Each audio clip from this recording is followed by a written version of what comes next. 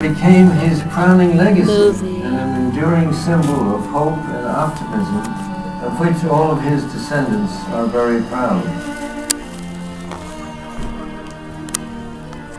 The development of the design of Rockefeller Center emerges from the hundreds of thousands of documents in the Rockefeller family archives.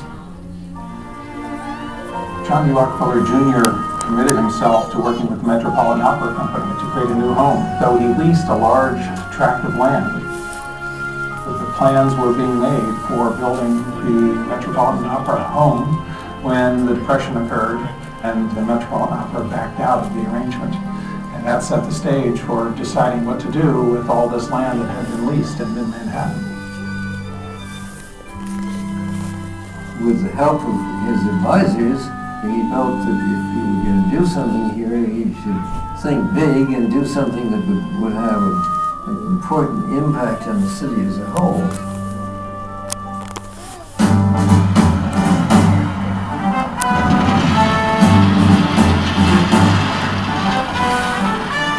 People were building individual buildings, but the idea of remaking a large portion of the city into a center that would include multi-functions was unusual for the time. John D. Rockefeller was clearly a hands-on manager. He kept that folding rule in his hip pocket. He pored over the plans all of the time. His wife, Abby Aldrich Rockefeller, influenced him to think about art as part of a modern building structure. As you enter the buildings today, you still see those expressions of the growth, energy, progress that John D. Rockefeller Jr. felt very strongly was the theme not only of Rockefeller Center, but of the nation.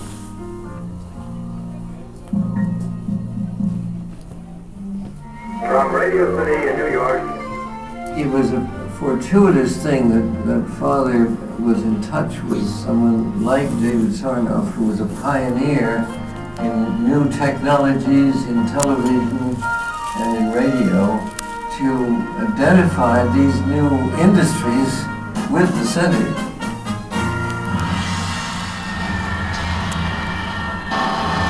Lawrence Rockefeller became a partner with Eddie Rickenbacker, who was a World War I hero who became the head of Eastern Airlines. Rockefeller Center was conceived of as a place where people could come and make international connections.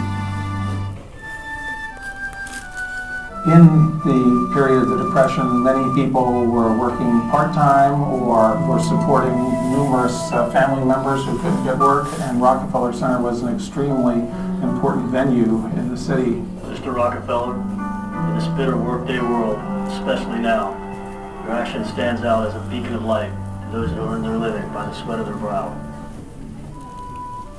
For most members of my family, Rockefeller Center has become almost a second home. In my case, it's been my office for nearly 60 years.